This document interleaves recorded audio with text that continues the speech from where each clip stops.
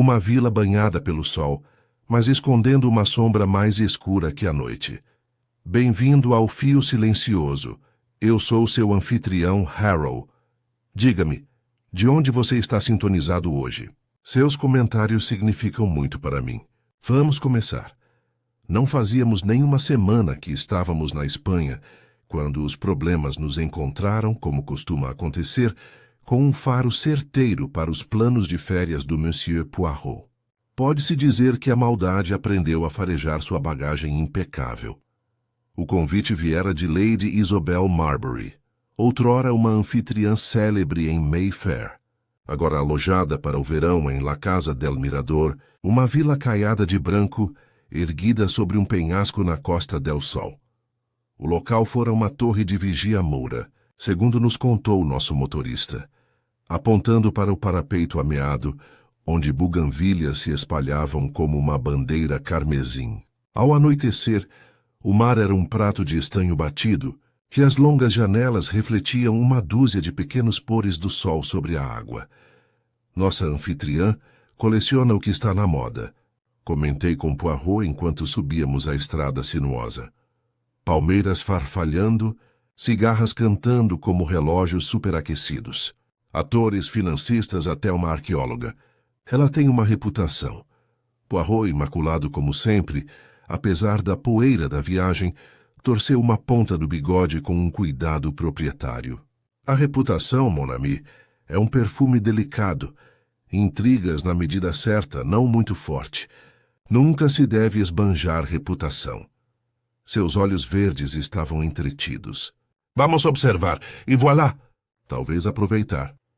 Na verdade, fiquei grata por ter sido incluída. Lady Isabel e seu falecido marido conheciam Poirot anos atrás. Meu amigo raramente aceita convites assim. No entanto, como ele mesmo disse, a Espanha era acolhedora. A vila supostamente tinha ordem. Uma equipe que trabalhava como uma vigília bem ajustada. E Hastings, minha querida, os ingleses se fritam ao meio-dia. Prefiro grelhar as pequenas células cinzentas na sombra. Fomos recebidos no grande salão, uma câmara fresca com azulejos estampados e um teto esculpido com lanternas penduradas como frutas douradas. Lady Isabel, bela, cabelos grisalhos, rosto fino e lábios teimosos, aproximou-se rapidamente. Monsieur Poirot, eu reconheceria esse bigode no fim do mundo. E ficaria lisonjeado, disse Poirot, curvando-se. Ao redor dela se reunia a turma da semana. Faço como qualquer velho soldado e avalio um cômodo. Primeiro as pessoas, depois os móveis. A mobília estava impecável.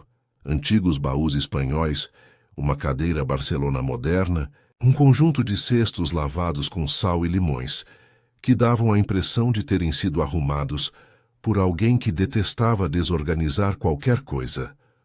Dos convidados, alguns se destacaram imediatamente. Lá estava Rafael Calderon, o vizinho da vila, um renomado negociante de arte madrilenho, com a cabeça brilhante e as mãos macias de um homem que raramente levanta algo mais pesado do que um cheque. Ele tinha aquele ar sutil e polido de palco que os negociantes de arte às vezes adquirem e cumprimentou Lady Isabel com uma intimidade que me fez pensar em qual vila havíamos realmente entrado. Depois, a senhorita Vera Lydon, que havia se apresentado em um palco londrino na temporada anterior, e cujas fotos de jornal retratavam uma ingênua. As fotos mentiam.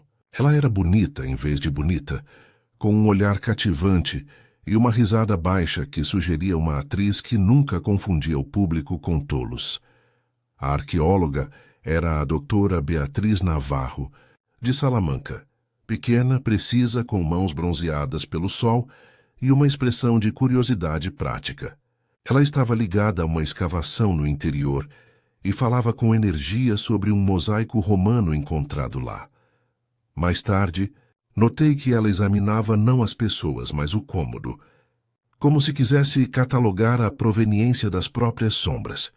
O capitão Anthony Lytton se apresentou a mim naquele estilo caloroso que costumávamos chamar de clubbable. Reconheci o regimento, engenheiros reais, pela postura de seus ombros e pela modéstia cuidadosa de suas histórias. Ele tinha a aparência de um homem se recuperando de alguma coisa, um ferimento ou um fracasso. Eu não sabia dizer.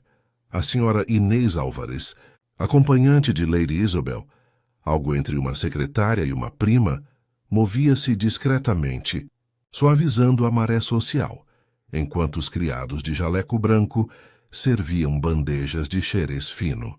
Seu sorriso era franco, com um toque de ansiedade. Seus cabelos escuros estavam presos com a precisão espanhola. E então havia Lionel Selkirk, o financista. Pálido, encolhido, sua gravata uma pequena lâmina de seda. Se os outros faziam pensar no verão, Selkirk era uma corrente de ar fria em um corredor ladrilhado. Ele tinha negócios com Calderon, segundo os boatos, e com qualquer pessoa cujo dinheiro desejasse multiplicar sem se tornar vulgar ao fazê-lo.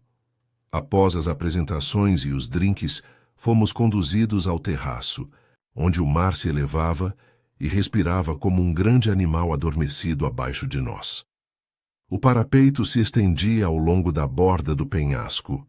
Além dele, uma escada privativa agarrava-se à rocha e descia em zigue-zagues perigosos até uma pequena enseada. Um brinde.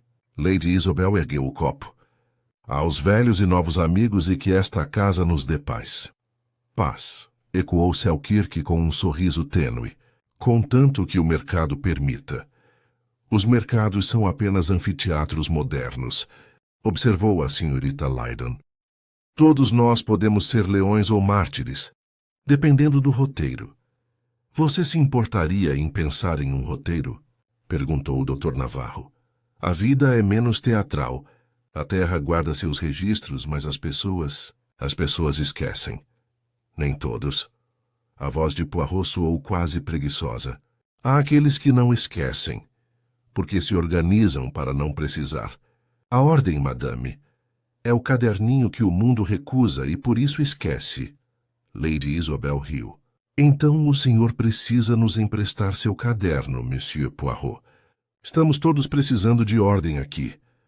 O comentário, por mais casual que fosse, teve um eco estranho.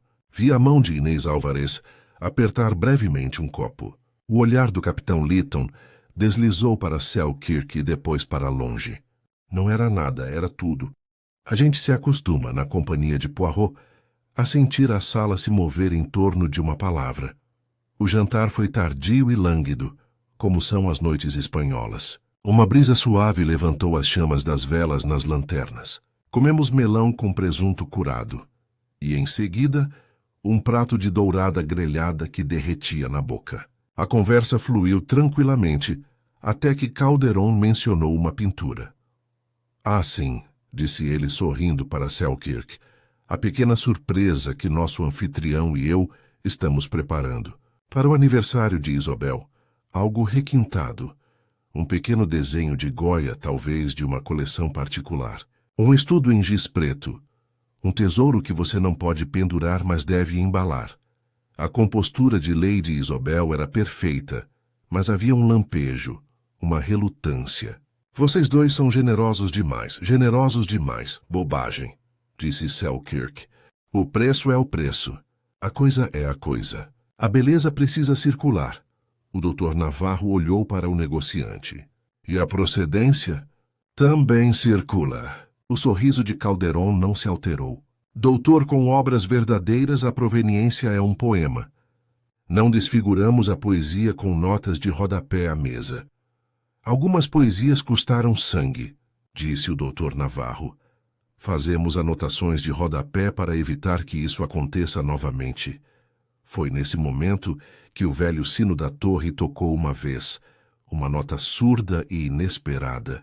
Todos nos viramos. Na extremidade oposta do terraço, além do brilho da lanterna, uma figura surgiu contra o parapeito. Ele estava muito ereto, sua silhueta negra contra o céu tingido, e ergueu uma das mãos para nós. Mesmo à distância, percebi que ele era jovem. O movimento tinha a bravata despreocupada da juventude. Lady Isobel se levantou de um pulo. Diego! A voz do jovem soou estranhamente vibrante no vento. Senhora Isobel, ele chamou. O mar também guarda seus registros. Pergunte ao seu amigo, o negociante, se ele se lembra de quem o ensinou a nadar. Houve uma onda de consternação. A expressão de Calderon ficou inexpressiva por um segundo, mas durou apenas um instante. Ele sorriu, ergueu o copo e respondeu com um leve sussurro em espanhol. Não conheço bem o idioma, mas o tom era o mesmo que se usa para dispensar um cachorrinho que entrou furtivamente na sala de estar. Um momento depois, Inês estava lá, movendo-se rapidamente em direção ao parapeito. Ela segurou o jovem pelo braço e falou baixo, rapidamente. Ele balançou a cabeça. Então sua postura mudou. Ele parecia não zangado, mas magoado com o rosto iluminado pelo balanço da lanterna. Disse algo em uma voz que não conseguimos captar e então, com uma reverência meio zombeteira, saltou para a escada e desapareceu em direção à enseada. Perdoe-me, disse Lady Isobel, voltando ao seu lugar com um sorriso radiante. Diego é o filho do zelador. Ele ajuda com os barcos. Um menino romântico. O mar dá ideias a todos, Selkirk riu, e os leva embora de novo. A conversa recomeçou, mas algo tenso havia sido arrancado da sala. Viu o Capitão Lytton beber um pouco rápido demais. A senhorita Lydon observava a escada, como gatos observam uma porta entreaberta. A sobremesa foi servida, amêndoas amargas, bolinhos com cobertura de laranja. A lua se ergueu, uma moeda pálida, e a água a aceitou com aquela modéstia que só o mar pode se dar. Tínhamos começado a nos levantar, aquela agradável confusão depois de um longo jantar, quando o grito veio. Não foi um grito teatral. Ele se libertou e caiu, estrangulado pelo vento. Veio debaixo da direção da enseada. O copo de Lady Isobel se espatifou nos azulejos. Selkirk foi o primeiro a se mover, mas a mão de Poirot, pequena e firme, tocou sua manga. Precaução, monsieur, disse ele baixinho. Vamos seguir o caminho um por um. Descemos os degraus em uma estranha procissão. Selkirk à frente com uma lanterna, eu a seu lado, os outros atrás. A escada era estreita. A queda de um lado era assustadora. A espuma borrifada no ar. Na metade da descida, a trilha fazia uma curva e avistávamos a praia lá embaixo. Uma cimitarra de areia clara cercada por rochas. Uma mulher estava parada à beira da água, com a saia enrolada nos tornozelos e uma das mãos na boca. Era Inês. A luz da lanterna se espalhava e tremulava, deslizando pela areia e pelo mar, até se prender em algo que não se movia. Diego estava deitado na linha da maré, onde a espuma alcançava e se dissipava. Sua cabeça estava voltada para nós. A lateral do crânio, onde havia encontrado a pedra, tinha uma imobilidade eloquente. Poirot apoiou a mão no corrimão e eu o ouvi respirar fundo, preciso e controlado. Ah, disse ele suavemente. Então o mar também não esqueceu. Lady Isobel chegou ao último degrau e então parou, cada centímetro do seu corpo tomado pela revolta e pelo horror. Calderon surgiu atrás dela, e à luz da lanterna, por um breve instante, vi seu rosto inexpressivo, como se uma máscara cuidadosa tivesse se rompido e não revelasse nada por baixo. Selkirk praguejou baixinho. Ele caiu, disse, já concretizando a afirmação. A escada, perigosa, como eu disse. Um acidente. Talvez, disse Poirot, ou talvez o mar tenha enviado uma mensagem e o mensageiro tenha sido silenciado. Ninguém falou. As ondas inspiravam e expiravam um som antigo e indiferente. Poirot desceu na areia e se virou, não para o corpo, mas para nós. Olhou para cada rosto, Lady Isobel, pálida e chocada. Calderon tenso. Senhorita Lydon atento. Dr. Navarro sério. Capitão Lytton tenso. Selkirk calculista. Inês abalada com os nós dos dedos brancos onde segurava a lanterna. Meus amigos, disse ele por fim, muito gentilmente, Éramos 7 no terraço quando o rapaz se dirigiu a nós. Somos 7 aqui. Está bom. Começamos com a ordem. Fez uma pausa. E agora devemos fazer a pergunta que é sempre a primeira e a última. Quem lucra? A onda entrou e beijou a mão do jovem, e recuou novamente, como se, tendo transmitido sua mensagem, não tivesse mais nada a acrescentar. A polícia chegou pouco antes do amanhecer, convocada pelo telefonema trêmulo, mas preciso de Lady Isabel. Os policiais de Málaga trouxeram consigo o frio da burocracia, o discurso rápido que busca esclarecer o inexplicável. O corpo de Diego fora levado pelos criados para um quarto de hóspedes, com o rosto coberto por um pano de linho. Poirot insistira que isso fosse feito com dignidade, embora seus olhos, ao olharem para o rapaz, estivessem sérios com algo que eu já vira antes. Uma certa inevitabilidade. Ele caiu.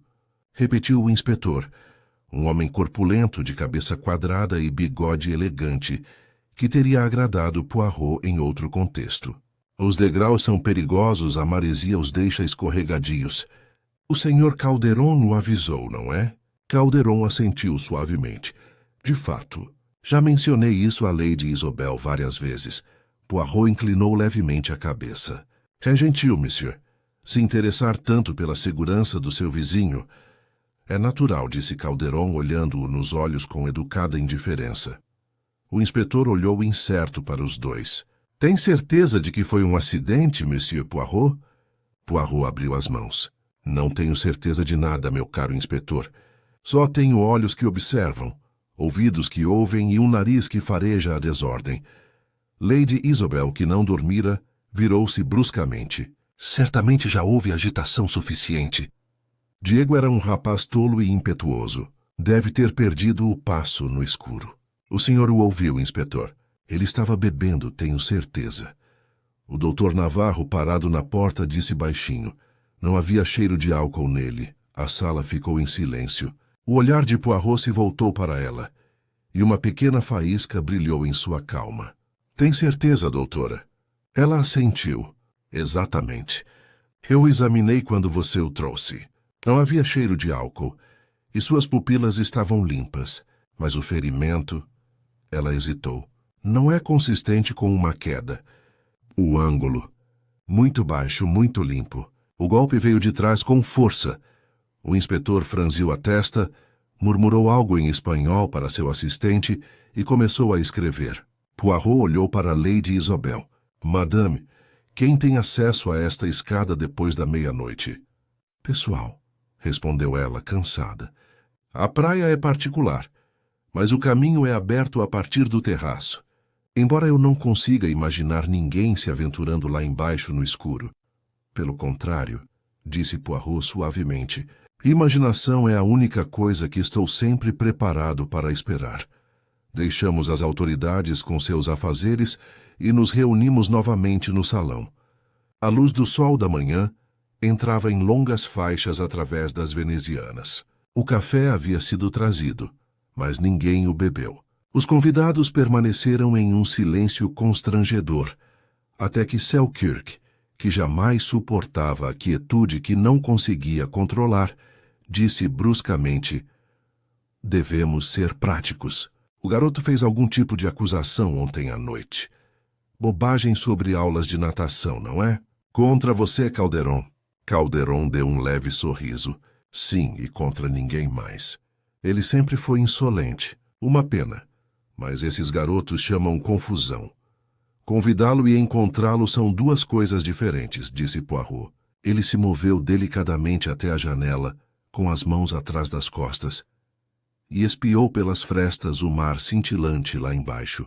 Ontem à noite, monsieur, quando ele se dirigiu ao senhor, sua expressão era, como se diz, sem ensaio. Os olhos escuros de Calderon piscaram. Você me interpretou mal. Fiquei irritado, só isso. O rapaz já foi insolente com Lady Isabel antes. Ela o tolerava apenas porque ele era filho do zelador. Poirot se virou. E, no entanto, ele sabia algo sobre você.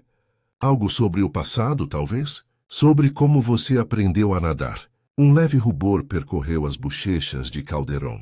Ele estava falando metaforicamente. Era mesmo? Perguntou Poirot suavemente. Esse é um talento raro em filhos de cuidadores. Lady Isobel levantou-se de repente. Monsieur Poirot, isso é intolerável. O senhor está tratando meus convidados como suspeitos de uma tragédia que não foi culpa de ninguém. Eu não vou tolerar isso. A reverência de Poirot foi grave e perfeitamente respeitosa. Madame, sou seu convidado, sim. Mas no momento em que a morte entra em uma casa, ela se torna anfitriã. Todos nós devemos atender aos seus convites, por mais rudes que pareçam. Ninguém falou. Os dedos da senhorita Vera Lydon tamborilavam na xícara. O capitão Lytton olhava para o chão, o maxilar tenso. Por fim, Lady Isobel afundou-se na cadeira e cobriu os olhos. Poirot aproximou-se da lareira, estudando uma fileira de fotografias emolduradas. Madame, perdoe-me se estou interrompendo a memória. Este é seu falecido marido? Ela ergueu os olhos assustada. Sim, Sir George. Ele morreu há 3 anos. E esta? Poirot indicou outra fotografia. A inauguração da vila? Tem uma data do ano passado. Você a comprou depois da morte dele? Eu herdei de um primo. Poirot assentiu lentamente. E, no entanto, o rapaz Diego a chamou de senhora, não de madame. Para os moradores locais, a casa ainda é conhecida como Vila Calderon. Calderon virou a cabeça bruscamente. Que coincidência! De fato, murmurou Poirot. As coincidências, quando começam a se multiplicar, são como vespas em agosto, indesejáveis e propensas a picar. Naquele momento, Inês Alvarez entrou, pálida, mas serena. Ela falou com Lady Isobel em espanhol, baixo e urgente. Poirot ouviu, embora não parecesse ouvir. Quando Inês se retirou, Lady Isobel disse secamente: O inspetor deseja interrogar cada um de nós separadamente. É apenas uma formalidade. Ah, disse Poirot. A formalidade.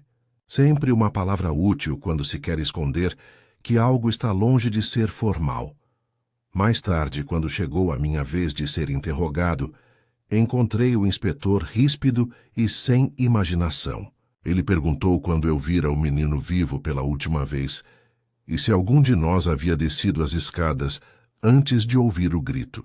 Respondi que não. Poirot insistira em fazer a ordem.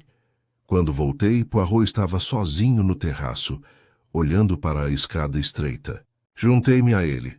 Acidente, Poirot? Perguntei baixinho. Ele balançou a cabeça. Não, meu amigo. O jovem Diego não caiu. Ele foi empurrado, ou atingido talvez antes de cair. E não foi por acaso que ele apareceu naquele momento. Alguém naquela companhia temeu a língua dele. Então ele queria expor alguma coisa? Poirot deu um leve sorriso. Ou extorquir. Muitas vezes, é um pequeno passo de uma coisa para outra. No entanto, é curioso. Ele dirigiu sua provocação apenas a Calderon, e o medo que se seguiu foi geral. Você viu, Hastings, como a dama de companhia tremeu? Como o nosso capitão bebeu? Como a atriz olhou para a escada, como se esperasse que outra pessoa aparecesse? Não, há mais aqui do que uma briga entre um negociante e o filho de um criado. Ele se apoiou no parapeito, os olhos semicerrados contra o brilho da manhã. Já aprendi uma coisa, Hastings. Esta vila está limpa demais. A ordem aqui é falsa. É como uma sala de estar arrumada depois de uma briga, onde tudo está perfeitamente alinhado, para que não se veja o que foi quebrado. Naquele instante, um criado se aproximou com um envelope lacrado. Para Monsieur Poirot, disse ele nervoso. Poirot pegou o envelope, rompeu o lacre e desdobrou uma única folha. A caligrafia era apressada, manchada de umidade. Ele mentiu sobre a pintura. Poirot leu em voz alta. Se quiser saber a verdade, venha à capela ao pôr do sol. Não conte a ninguém. Não está assinado. Prendi a respiração. Uma armadilha? Possivelmente. Mas veja bem, mon ami. O mar já sussurrou uma vez. Talvez fale novamente. Ele dobrou o bilhete cuidadosamente e o guardou no bolso do paletó. Ao pôr do sol, Hastings. Veremos quem cumpre seu compromisso com a consciência.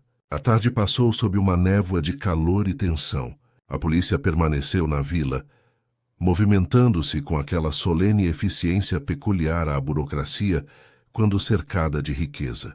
Perguntas foram feitas, anotações foram feitas, reverências educadas foram trocadas. No entanto, por baixo da civilidade superficial, havia uma sensação de algo se desenrolando, um medo silencioso que se instalara entre nós. Os convidados se dispersaram após o almoço, cada um buscando solidão em cantos diferentes da casa, embora nenhum se afastasse da vista. Lady Isobel permaneceu em seu quarto, com as cortinas fechadas. A senhorita Lydon perambulou pelos jardins, seu guarda-sol desenhando um arco pálido sob o sol escaldante. O capitão Lytton sentou-se no terraço inferior, fumando sem parar, e Calderon andava de um lado para o outro na colunata, com a inquietação de um homem que não suporta ficar parado. Poirot passou as primeiras horas da tarde como só ele sabia, percorrendo o terraço com delicada precisão, parando em intervalos para estudar as grades, o caminho estreito, as marcas tênues na pedra.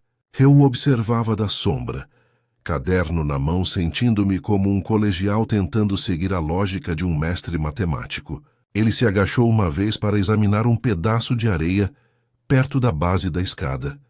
Depois se endireitou, com os lábios franzidos.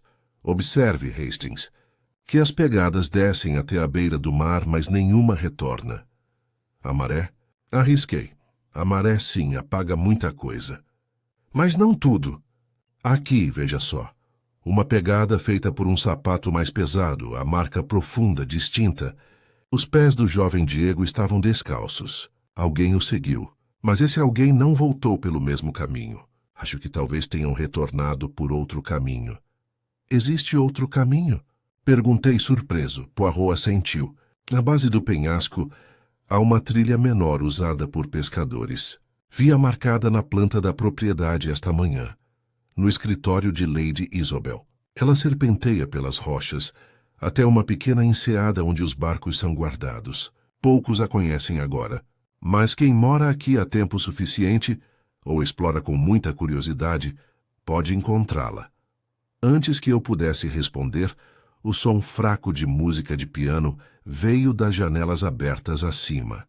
Era a senhorita Lydon, tocando uma peça lenta e trêmula que parecia oscilar entre a tristeza e a culpa. Poirot olhou para cima e murmurou: "A dama está de luto, ou ensaia emoções. A linha costuma ser tênue." Então, após uma pausa, acrescentou: "Não vamos perturbá-la ainda. A verdade, Hastings, tem um jeito de se aproximar de nós se formos pacientes." Ele estava certo, pois a verdade começou a se aproximar mais tarde naquela tarde, na forma da doutora Beatriz Navarro. Ela apareceu no terraço enquanto as sombras se alongavam, com uma expressão pensativa, porém firme. "Monsieur Poirot", disse ela, "tenho algo que o senhor deveria ver. Pode não ser nada, mas acho que não." Ela nos conduziu pela lateral da vila, até o pequeno pátio onde os criados trabalhavam. De sua bolsa, tirou um pequeno pedaço de papel amassado e úmido. Estava preso entre duas pedras perto da enseada. A maré ainda não o havia alcançado. Poirot desdobrou-o com o cuidado de um homem manuseando papiros antigos. Algumas palavras borradas eram legíveis encontrado. "Goya, não devem vender. Roubado." Seus olhos brilharam. "Ah, meu Deus! É como eu suspeitava." O menino Diego sabia demais. O tom do Dr. Navarro era baixo. O desenho de Goya que o Sr. Calderon mencionou. Não pode ser o que ele afirma. Se este bilhete for de Diego, ele pode ter descoberto provas do seu roubo. E por esse conhecimento ele morre, disse Poirot suavemente. Que simples. Que grosseiro. Mas talvez não tão simples quanto parece. Se fosse só Calderon quem o temesse, ele poderia ter fugido. No entanto, a dama, o capitão, a atriz, cada um carrega uma culpa diferente. A morte os uniu como pérolas em um colar. Um colar, Hastings. Mas o que os une? Ele se virou abruptamente. "Venha." Está quase na hora do nosso pequeno encontro na capela. Seguimos pela trilha oeste, onde as oliveiras se inclinavam em direção ao mar. A capela ficava separada da vila, meio em ruínas. Uma relíquia da época em que a propriedade pertencia à antiga família Calderon. Sua torre sineira estava quebrada, sua porta deformada por anos de maresia. Lá dentro, o ar cheirava a poeira e cera de vela. O pôr do sol entrava por uma rosácea, manchando o piso de pedra de vermelho e dourado. Não havia ninguém lá. Poirot examinou os bancos, o altar, a única vela apagada que estava sobre ele. Chegamos cedo, murmurou. Ou talvez nosso correspondente tenha perdido a coragem. Esperamos. O som do mar preencheu o silêncio, constante e hipnótico. Então, levemente, vindo do caminho atrás de nós, ouvimos o som de passos. Virei-me bruscamente. Uma figura se aproximou. A senhorita Vera Lydon, com o rosto pálido e as mãos trêmulas. Eu tinha que vir, ela sussurrou. Eu sabia que você viria. Poirot inclinou a cabeça. Você foi o autor do bilhete? Ela hesitou, depois assentiu. Sim, eu não aguentava mais. Diego veio me ver há 2 noites. Disse que tinha encontrado algo terrível, que o Sr. Calderon e o Sr. Selkirk estavam contrabandeando obras de arte roubadas pela vila. Ele me implorou para avisar Lady Isobel, para avisá-la. Mas eu não avisei. Eu estava com medo. Com medo de Calderon? De Selkirk, disse ela em voz baixa. Ele sabe coisas sobre mim, coisas de antes de Londres. Ele disse que se eu falasse com alguém, ele me arruinaria. A expressão de Poirot se suavizou, embora seu tom permanecesse preciso. E quando o menino morreu? Eu sabia que eles culpariam o mar, disse ela amarga, mas ouvi um som naquela noite. Pouco antes do grito, eu estava no terraço, perto da sala de música. Ouvi uma discussão. 2 homens. Um disse, você vai ficar de boca fechada, ou vai se juntar ao seu pai na água. Então algo me atingiu com força. E então, o grito. Os olhos de Poirot se estreitaram. Meu amigo, ouviu? Junte-se ao seu pai na água. Isso, Hastings, não é invenção. É a chave. Ele se virou para Vera. A senhora se saiu bem, mademoiselle, mas agora precisa voltar, não diga nada. Deixe o resto comigo.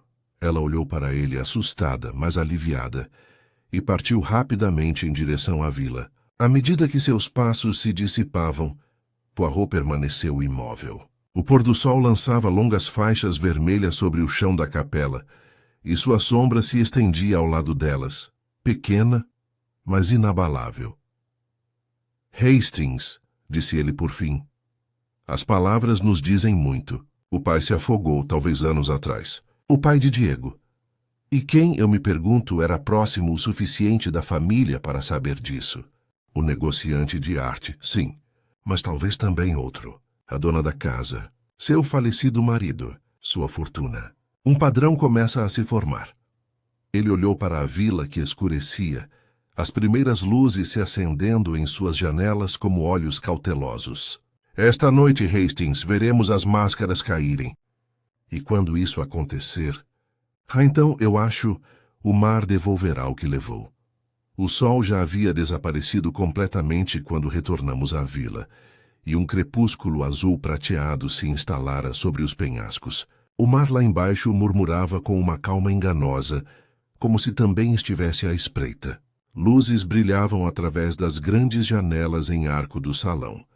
O cenário lá dentro poderia ter sido tranquilo, não fosse a tensão que parecia zumbir sob a superfície, uma corda esticada prestes a se romper. Os convidados estavam reunidos novamente para o jantar, embora ninguém parecesse ter apetite. A conversa vacilou, substituída por pequenos silêncios nervosos que caíam como gotas de chuva antes de uma tempestade. Poirot entrou com aquela compostura serena que sempre me pareceu estranhamente teatral. Sua presença, trazendo uma quietude peculiar a qualquer ambiente. Ele fez uma reverência para Lady Isobel, que estava sentada à cabeceira da longa mesa, o rosto pálido, os cabelos prateados penteados com mais cuidado do que espírito. Calderon estava perto da janela, fumando, enquanto Selkirk examinava a haste de sua taça de vinho com precisão obsessiva. A senhorita Lydon sentou-se à parte, o olhar baixo, os dedos mexendo em um guardanapo dobrado. O capitão Lytton recostou-se na lareira, fitando a lareira apagada, o maxilar tenso. O Dr. Navarro foi o único que recebeu a entrada de Poirot com um olhar calmo e sereno. Ah, meus amigos, disse Poirot afavelmente, sentando-se como se nada tivesse acontecido desde o jantar malfadado da noite anterior. O ar desta noite carrega a lembrança do mar, não é? Sal e silêncio. Uma casa se lembra, mesmo quando seus donos preferem não se lembrar. Ninguém respondeu. Inês Alvarez entrou para servir a refeição com movimentos medidos, o olhar se lançando apenas uma vez na direção de Calderon. Um ligeiro aceno de cabeça se cruzou entre eles, ou talvez eu tenha imaginado. Os olhos de Poirot, no entanto, não deixaram escapar nada. A refeição prosseguiu em um silêncio inquietante, até que Lady Isobel não aguentou mais. Monsieur Poirot, disse ela bruscamente, não suporto esta atmosfera de suspeita. Se tiver perguntas, pergunte. Se não, por favor, deixe-nos lamentar em paz. Poirot inclinou a cabeça. A senhora tem razão, madame. Não é bom para o espírito viver sob uma nuvem. Vamos então esclarecer as coisas. Ele pousou o garfo delicadamente. Diga-me, quando foi a última vez que viu Diego antes de ontem à noite? Seus lábios se apertaram. Ontem à tarde. Ele trouxe flores para a mesa e depois pediu para me ver em particular. Eu recusei. Estava ocupada preparando o jantar. Ah, murmurou Poirot. E ele foi embora com raiva? Eu não percebi, ela respondeu. Ele era um menino emotivo, sempre se irritando por ninharias. Não pensei mais nisso. E, no entanto, disse Poirot, ele não veio até você com ninharias. Ele veio com conhecimento. Ele havia descoberto algo perigoso. Um segredo que envolvia não apenas o Sr. Calderon, mas creio eu também o senhor. Os olhos de Lady Isobel brilharam. Como ousa? Eu mal conhecia o rapaz. Poirot abriu as mãos com a voz suave. Perdoe-me, madame. Eu não acuso. Apenas observo que o pai de Diego serviu aqui, antes de a casa lhe pertencer. Ele se afogou, não foi? Um acidente de barco, disseram. As palavras o atingiram como uma pedra lançada em água parada. Calderon se virou bruscamente, o cigarro tremendo. Isso foi há anos. Muito antes de Lady Isobel chegar à Espanha. Ah, mas você se lembra, disse Poirot suavemente. E talvez não seja só a memória. Talvez a culpa também seja um ótimo preservativo. O rosto de Calderon se entristeceu. Você se excedeu, monsieur. Talvez, disse Poirot, mas é a minha profissão.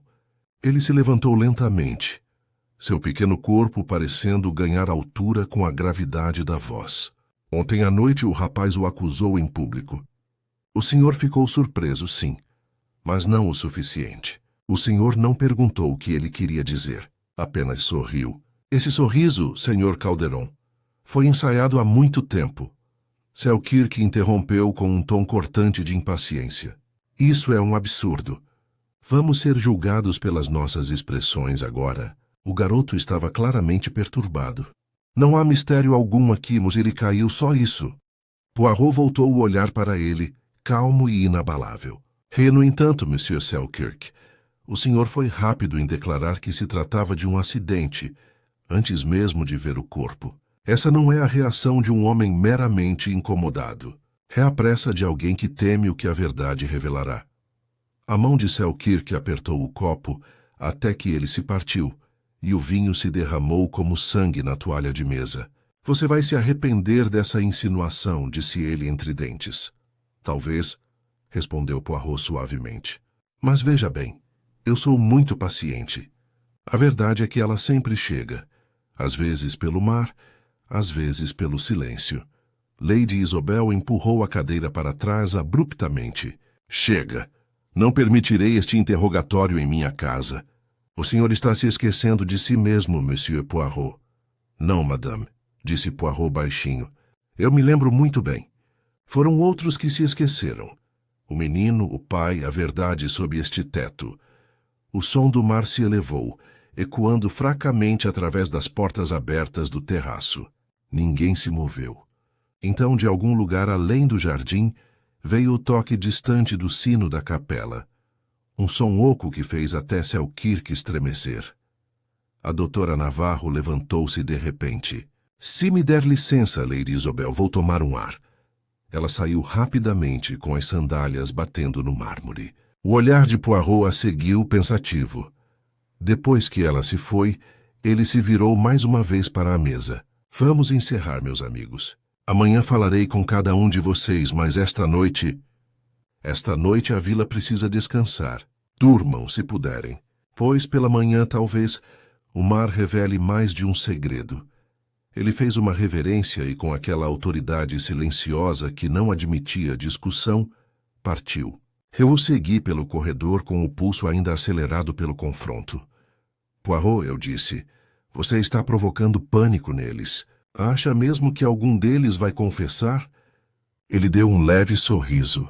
Não, meu caro Hastings. A confissão é filha do desespero, não do pânico. Mas quando um homem teme que as paredes se fechem ao seu redor, ele comete erros. E esta noite, creio eu, alguém cometerá um erro muito interessante. Retiramo-nos para o quarto de Poirot, onde ele acendeu uma única lâmpada e fechou bem as cortinas. Do bolso tirou o bilhete amassado que o Dr. Navarro encontrara e colocou-o ao lado de outro. A mensagem anônima que nos convocara à capela. Ele os estudou lado a lado sob a luz. Veja bem, Hastings, eles não foram escritos pela mesma mão. Nossa Senhorita Lydon falou a verdade. Ela não escreveu o segundo bilhete.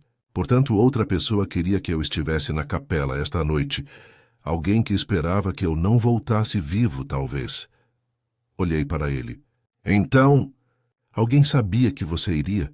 Mas é claro, disse ele simplesmente. Os culpados sempre antecipam a lógica, pois é a única arma que não conseguem controlar. Um ruído nos interrompeu, um leve rangido vindo do outro lado das venezianas.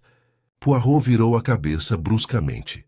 Ele apagou a lamparina e ficamos na escuridão. Então, contra o tênue luar prateado, vi uma sombra passar pelo terraço abaixo, movendo-se em direção ao caminho da capela. O sussurro de Poirot veio preciso como uma faca. Hastings, o jogo avança.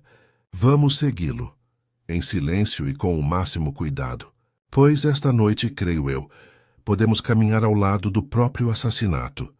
A lua pairava baixa sobre a vila, sua luz pálida cobrindo o terraço e os jardins abaixo com tons de prata fantasmagóricos. O ar estava carregado com o aroma de sal e jasmim, e cada som, o farfalhar de uma palmeira, o leve zumbido do mar, parecia amplificado naquele silêncio carregado.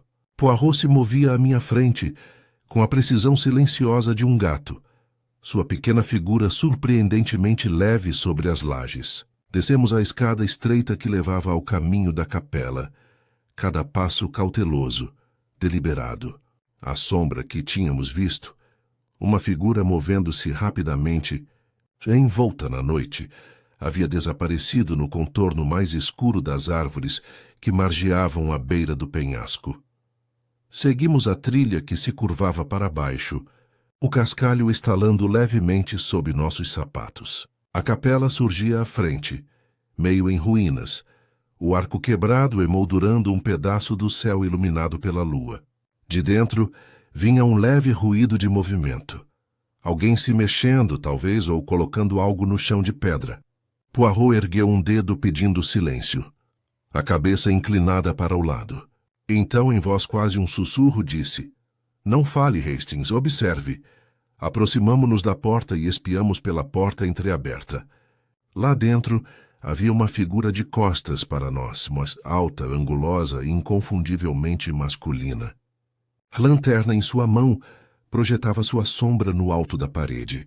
Ele se inclinou sobre o altar, levantando uma das pedras do piso com uma alavanca de metal, e abaixo dela Algo brilhou fracamente. Uma caixa estreita de madeira. Os olhos de Poirot brilharam. Ah, ele sussurrou, o esconderijo. Então nosso amigo esconde não apenas sua consciência, mas também seu tesouro. Naquele momento, o homem se virou ligeiramente e a luz incidiu sobre seu rosto. Era Selkirk. Sua expressão era tensa, alerta, seus olhos disparando em direção à porta como se esperasse que alguém se juntasse a ele. Ele colocou a alavanca de lado e abriu a caixa. Dela, tirou vários embrulhos pequenos, cuidadosamente embrulhados, e mesmo à distância, eu podia ver o brilho opaco da folha de ouro e o brilho escuro do verniz antigo. Pinturas ou fragmentos delas. Ele desembrulhou uma apressadamente, revelando as linhas fluidas inconfundíveis de um esboço de Goya. A respiração de Poirot prendeu-se suavemente. Os desenhos roubados, murmurou ele. É como Diego acreditava. Selkirk ainda examinava seu prêmio quando ouvimos um som atrás de nós. Outro conjunto de passos no caminho, rápidos e urgentes. Recuamos para as sombras, no momento em que uma segunda figura se aproximava. Esta se movia com mais graça, mais determinação. O luar revelou seu rosto enquanto ela se aproximava da porta da capela. Era Lady Isabel. Ela entrou sem hesitar. Ouvimos sua voz baixa, mas trêmula de raiva. O que você está fazendo aqui? Seu idiota. Você disse que tinha tirado tudo dali. A resposta de Selkirk veio ríspida e controlada.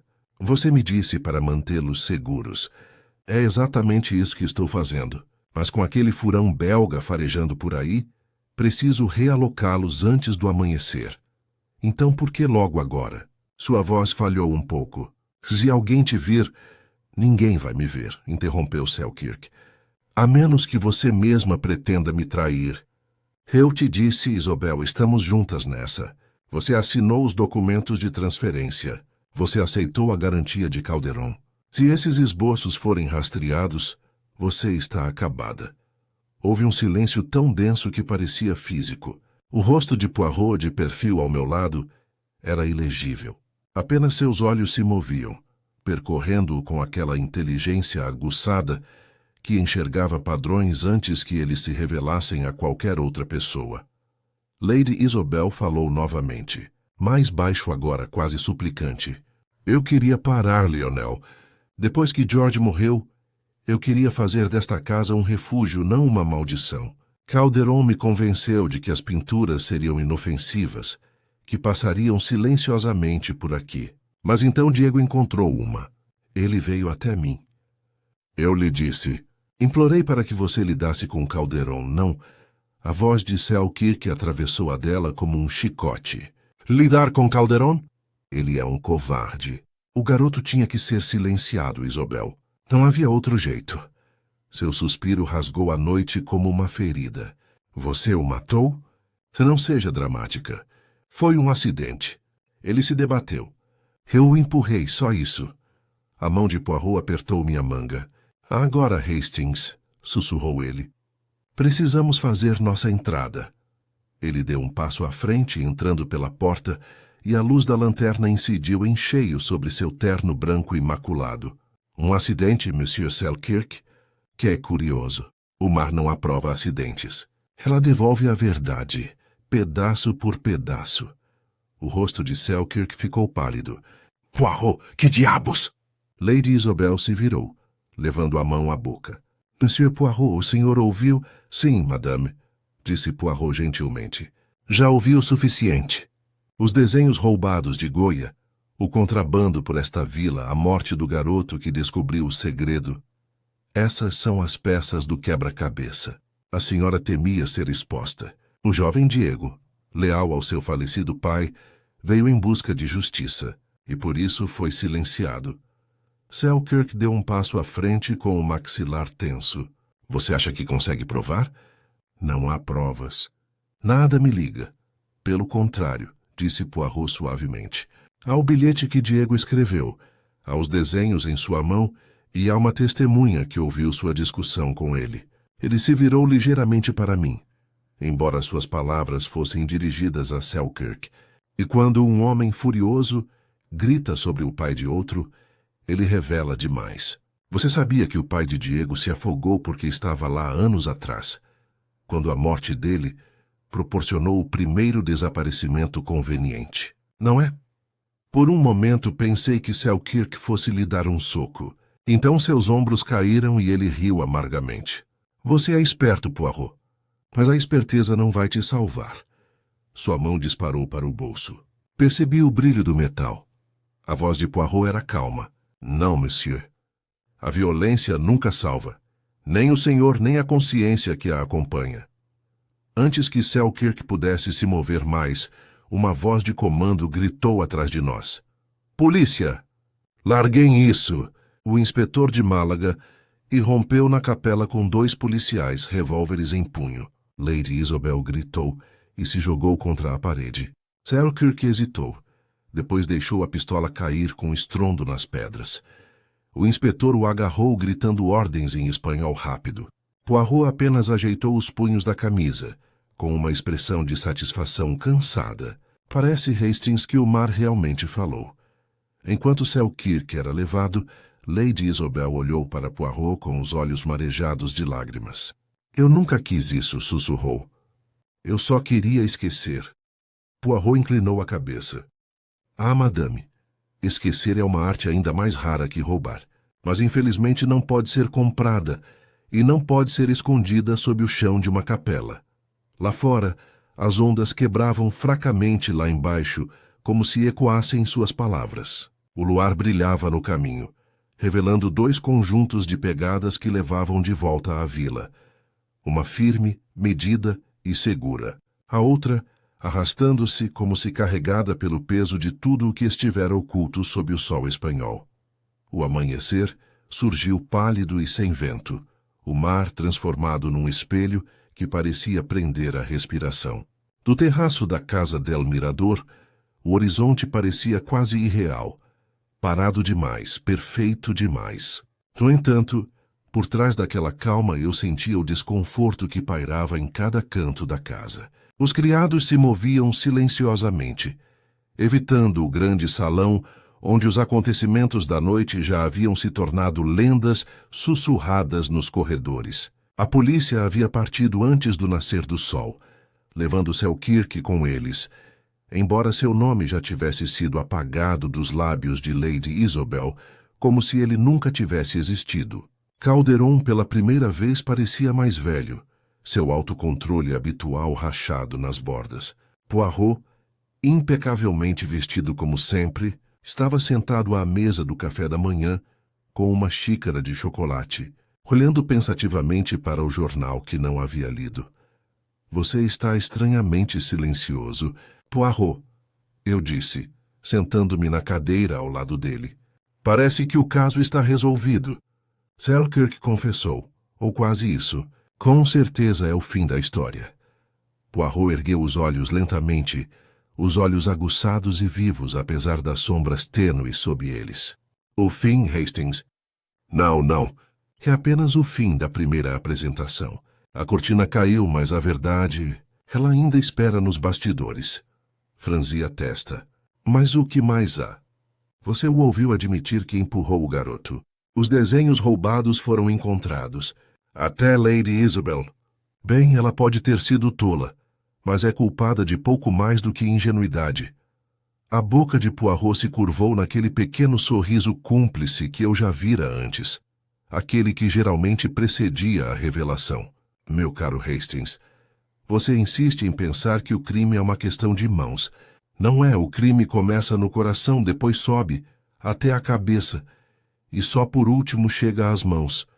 A cabeça comanda, as mãos obedecem. Ontem à noite vi as mãos trabalhando, sim, mas ainda não sei de quem era a cabeça que as comandava. Antes que eu pudesse protestar, a doutora Beatriz Navarro entrou na sala, carregando um pequeno caderno. Ela inclinou a cabeça educadamente para nós dois. Monsieur Poirot, estive procurando o senhor. O inspetor pediu que eu ficasse para esclarecer alguns detalhes sobre os desenhos, pois estudei os catálogos de Goya, mas há algo mais que encontrei, algo que acho que o senhor deveria ver. Ela abriu o caderno e o colocou sobre a mesa. Dentro, havia esboços precisos e científicos. Estes são do sítio arqueológico que estou supervisionando no interior. Entre eles notei uma marca familiar. O mesmo emblema gravado em uma das telas roubadas. É o selo de uma antiga casa mercantil, Calderon e Rijos. Ah, disse Poirot suavemente. Um empreendimento familiar. Ele se inclinou para a frente. Então o Sr. Calderon, nosso negociante de arte, herdou sua profissão honestamente, por herança talvez, ou desonestamente por hábito. O Dr. Navarro assentiu. A marca tem séculos de existência, mas seu uso em falsificações recentes é conhecido em certos círculos. A ironia é quase poética. Usar um brasão de família para legitimar o roubo. Poirot recostou-se com os dedos entrelaçados. Veja bem, Hastings, o padrão continua. O nome Calderon, a vila que o teve, o zelador afogado, o pai de Diego, e agora o tráfico de arte roubada. Todos são fios de uma tapeçaria, e cada um leva de volta a esta casa. Naquele momento, passos se aproximaram. Lady Isabel entrou, com o rosto pálido, mas sereno, usando um vestido simples de linho branco que a fazia parecer mais jovem, quase frágil. Ela parou na soleira da porta, quando viu o Dr. Navarro e se endireitou com esforço. Monsieur Poirot, tenho uma dívida de gratidão com o senhor. Ontem à noite, sua intervenção nos salvou de um desastre. Desejo reparar meus danos, tanto ao senhor quanto à memória de Diego. As autoridades já recolheram as provas necessárias. Deixarei a Espanha por um tempo. Poirot inclinou a cabeça. Faz-me tu que se besando. A senhora é sábia, madame. Mas antes de partir, há uma pequena pergunta. Sua mão apoiada no encosto de uma cadeira parou. Sim? A chave da capela, disse Poirot gentilmente. Não estava com os criados, nem entre os pertences do Sr. Selkirk. E, no entanto, a porta estava trancada ontem de manhã. Quem, então, guardou aquela chave? A compostura de Lady Isabel vacilou pela primeira vez. A chave? Eu acredito que estava no escritório. Não, disse Poirot. Eu olhei. Não estava lá. Um silêncio se instalou entre eles. Calderon, que entrara sem ser notado, falou baixinho. Fui eu quem a guardou, monsieur. A capela faz parte da propriedade original. Sempre guardei uma chave. Os olhos de Poirot pousaram nele com um leve divertimento. É mesmo? Então você se lembrará da inscrição na pedra do altar. El mar guarda seus secretos. O mar guarda seus segredos. Uma frase curiosa, não? Principalmente para alguém que usou aquela capela para esconder tesouros roubados. A boca de Calderon se contraiu. O senhor tem o seu vilão, Monsieur Poirot. Precisa inventar outro? Ah, mas eu não invento, disse Poirot. Eu deduzo. Veja bem, não foi Selkirk quem começou o negócio. Foi você. Ele foi seu financiador, seu escudo. Talvez até mesmo seu instrumento. Mas a mão que o guiou, a cabeça que planejou tudo, foi sua. A expressão de Calderon endureceu. Você não tem provas. Não? Poirot enfiou a mão no bolso do paletó e retirou um pedaço de papel dobrado. Talvez isto baste. O bilhete que me enviaram, convocando-me à capela. Veja bem, comparei a caligrafia com uma anotação no livro de visitas de Lady Isabel, a sua assinatura. Idêntica, exceto por uma coisa. No bilhete, as alças do R e do N estão invertidas, exatamente como na letra cursiva espanhola. Foi você quem me atraiu até lá, esperando que eu pegasse Selkirk em flagrante e o aceitasse como o único culpado. Você queria encerrar o jogo com uma única jogada. O rosto de Calderon ficou pálido. Você não pode... Pelo contrário, interrompeu Poirot suavemente. Eu posso. E mais, quando Selkirk confessou ter empurrado o garoto, disse que foi um acidente. Eu acredito nele. Mas quando disse nós, revelou a verdade. Ele e você confrontaram Diego juntos. Você o golpeou, Calderon. Selkirk apenas deu o empurrão final. A culpa, vocês dividiram entre si como parceiros nos negócios. Lady Isobel levantou-se abruptamente com a voz trêmula. É verdade, Rafael. Por um longo momento, Calderon não disse nada. Então riu, um som seco e oco. O garoto foi insolente. Ameaçou nos expor. Ele teria arruinado vocês tanto quanto eu. Eu só queria assustá-lo, mas... Poirot se levantou interrompendo-o. O senhor o matou de susto, monsieur. Guilmar não tem paciência com quem mata por lucro. Calderon deu um passo para trás, sua atitude desafiadora se transformando em resignação cansada. Então, acaba. A polícia vai voltar para me buscar? Poirot inclinou a cabeça. Sim, e desta vez eu mesmo darei a chave a eles. Lady Isobel se virou com lágrimas brilhando, mas não derramadas. Talvez, murmurou, seja melhor que o mar não guarde segredos, afinal.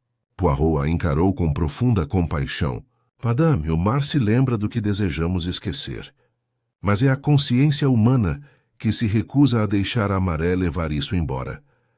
Lá fora, a luz ficava mais forte, lançando tons dourados sobre as paredes brancas. Os últimos ecos da ilusão da noite se desvaneceram no som das ondas lá embaixo. Rítmico e eterno. Poirot ajeitou os punhos da camisa, num tom quase terno. Vamos, Hastings. O caso está encerrado. Vamos tomar o café da manhã como deve ser. É algo muito restaurador para as pequenas células cinzentas. E enquanto caminhávamos em direção ao sol, pensei em como era estranho que, por baixo de todas as camadas de engano humano, não fosse o mar que guardava o maior segredo, mas sim o coração. Por um longo tempo após a prisão de Calderon, a vila pareceu suspensa em uma estranha quietude, como se também lutasse para respirar novamente. Os convidados, aqueles que ainda não haviam partido em silenciosa desgraça, moviam-se como fantasmas pelos corredores, com as vozes abafadas, os olhares evitando-se. Os criados falavam em sussurros sobre o mar devolvendo seus mortos, sobre maldições e pecados antigos. Lady Isobel permaneceu a maior parte do tempo em seus aposentos, com sua saúde debilitada, sob o peso da revelação.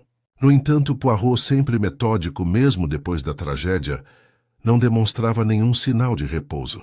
Passava as horas não em triunfo, mas em contemplação, andando de um lado para o outro no terraço, ou escrevendo notas breves e impecáveis em seu pequeno livro de couro. Naquela manhã, enquanto a luz do sol estendia dedos dourados pelo chão de mármore, encontrei-o sentado mais uma vez à mesa do café da manhã. Sua xícara de chocolate permanecia intocada. Seu olhar estava voltado para o horizonte. Você está inquieto, Poirot, eu disse, sentando-me à sua frente. Certamente agora o assunto está encerrado. Calderon confessou. O inspetor confirmou cada palavra. Ah, Hastings, disse ele suavemente, você fala como alguém que ama a conclusão, mas não a consequência. Uma confissão, sim, satisfaz o mundo, mas satisfaz a verdade? Disso ainda não tenho certeza. Fiquei olhando. Mas o homem admitiu sua culpa. Poirot levantou um dedo. Ele admitiu ter batido no menino, sim, mas não o roubo nem a morte do pai antes dele.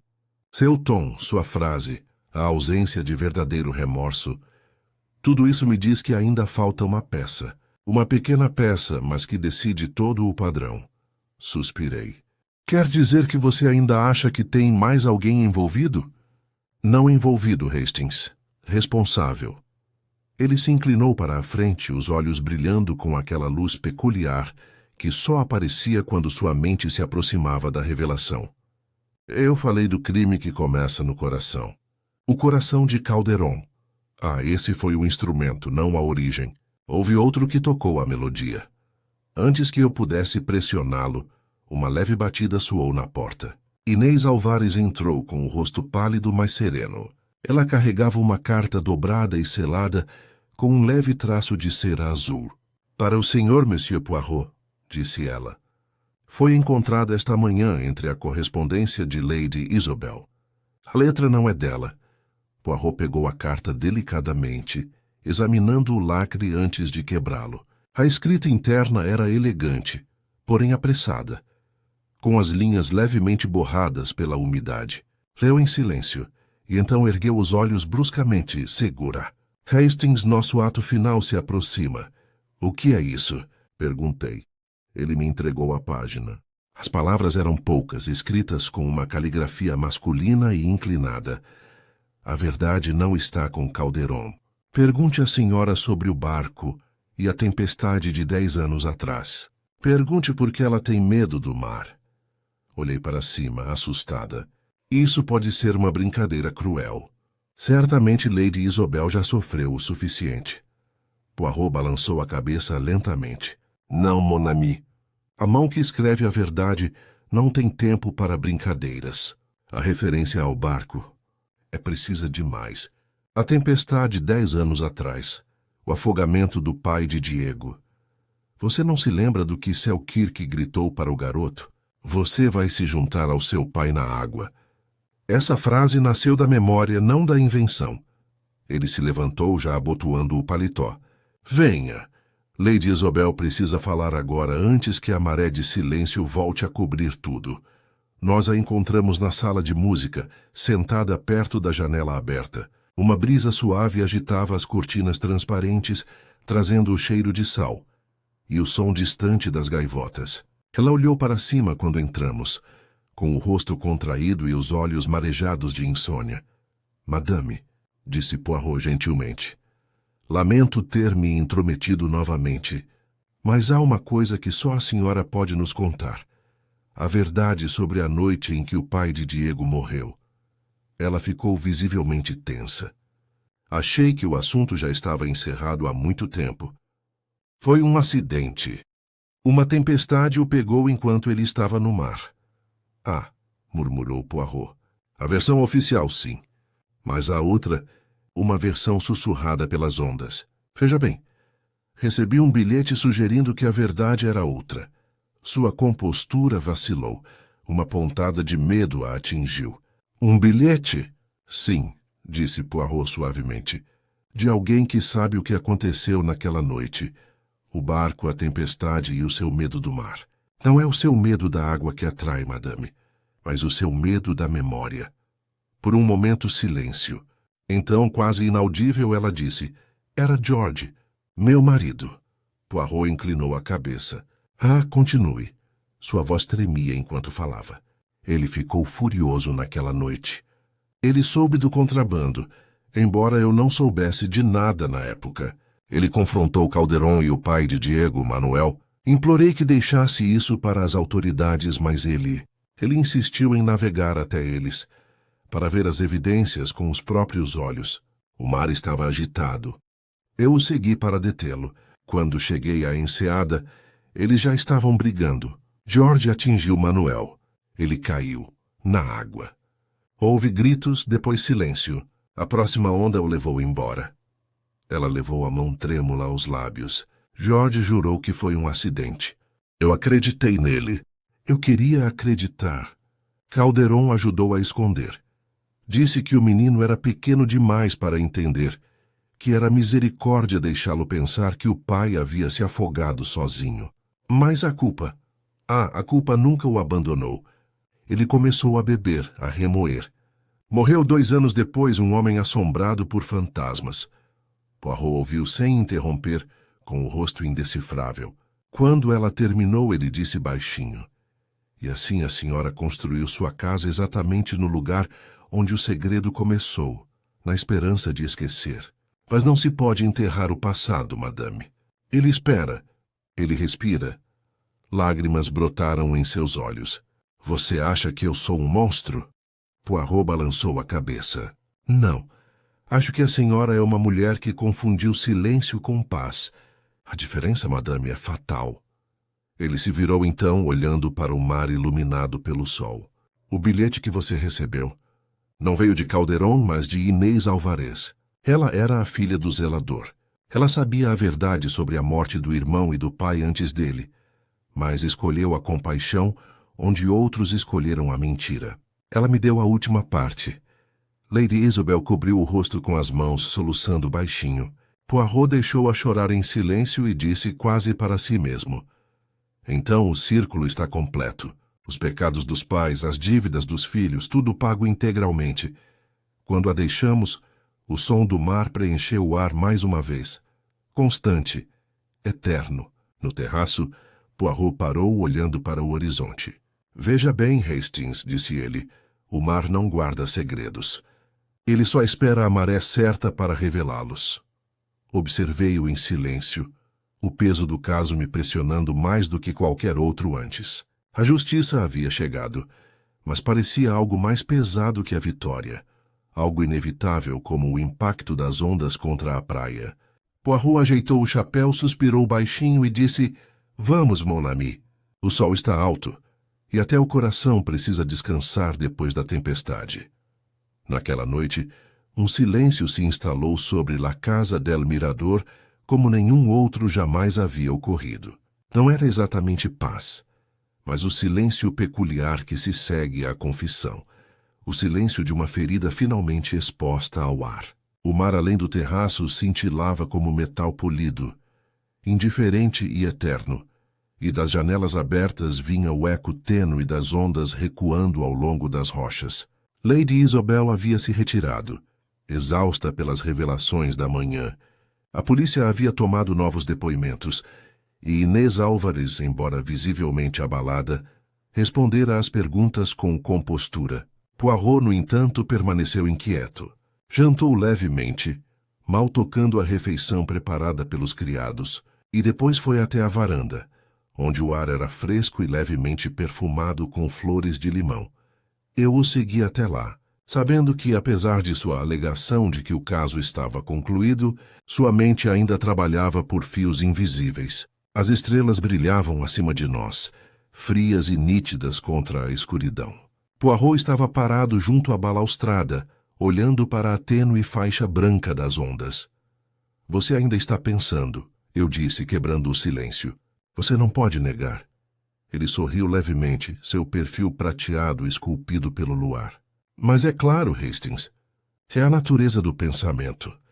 Ele se recusa a dormir até que o coração esteja satisfeito.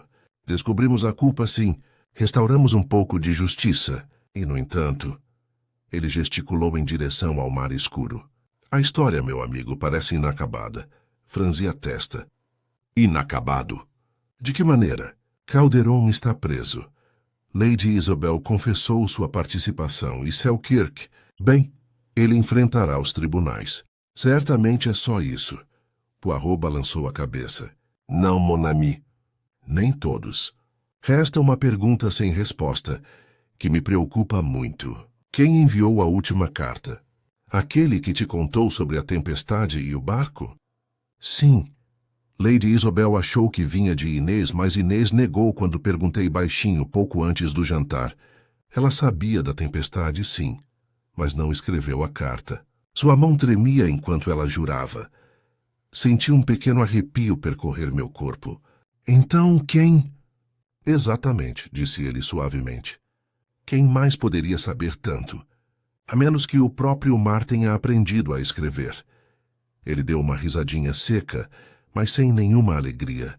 Ficamos em silêncio por um tempo. A noite estava tão calma que até as cigarras pareciam subjugadas, seu zumbido rítmico se misturando ao murmúrio distante da água contra a pedra. De algum lugar nas profundezas da vila veio um som fraco, como o eco de uma porta se fechando. Poirot virou a cabeça bruscamente. "Pronto, Hastings. Ouviu?" "Sim", sussurrei. "De dentro." Os olhos de Poirot brilharam. "Venha. A vila ainda tem mais uma confissão a fazer." Entramos silenciosamente pelas longas janelas do salão. As lâmpadas estavam fracas, e o amplo piso de ladrilhos refletia o tênue brilho do luar. Poirot se movia à minha frente com precisão cuidadosa. Seus sapatos de verniz não faziam barulho. O som se repetiu. Uma porta.